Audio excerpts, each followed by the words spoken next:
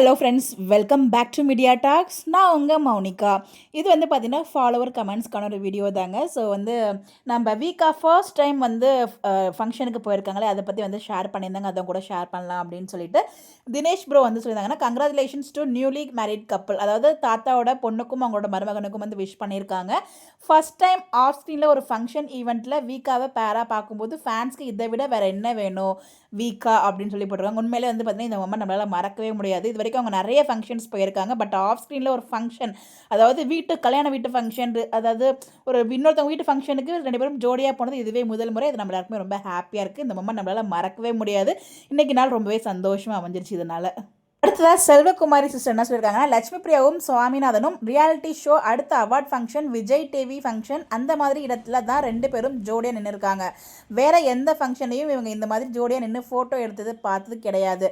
இதுதான் முதல் தடவை. செம எல்லாருடைய கண்ணுமே அவங்க மேலே தான் இருக்குது. என் கண்ணே அவங்க மேலே தான் இருக்குது. அவங்களுக்கு அதிகமாக கண்ணு பட்டிருக்கும். வேற லெவலில் இருக்காங்க ஜோடி பொருத்தம்.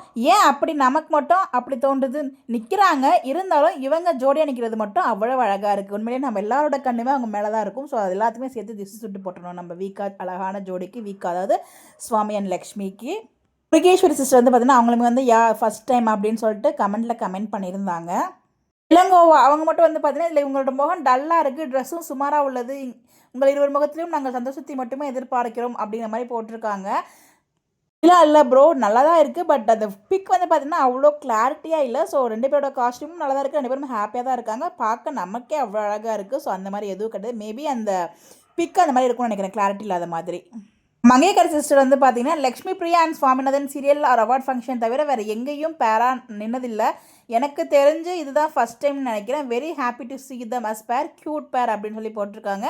இது விகடன் அவார்ட்ஸ்க்கு பிறகுதான் நடந்துள்ளது என்று தோன்றுகிறது. ஆமாம், இது வந்து பார்த்தீங்கன்னா October 18 தான் வந்து இவங்களோட ஃபங்க்ஷன் வந்து நடந்துச்சு. ஸோ அதுக்கு தான் அவங்க எல்லாருமே போயிருக்காங்க. அடுத்ததாக ரக்ஷனா அவங்க வந்து பார்த்தீங்கன்னா சுவாமி லக்ஷ்மி அப்படின்னு சொல்லி போட்டிருக்காங்க. கேஷலி அவங்க வந்து பார்த்தீங்கன்னா எல்பி சுவாமி ஜோடி சூப்பர் அப்படின்னு சொல்லி போட்டிருக்காங்க.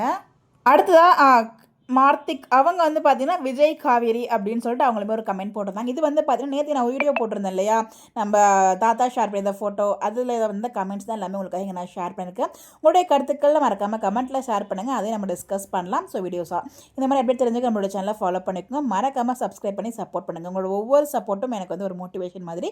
So keep on supporting me. Thank you.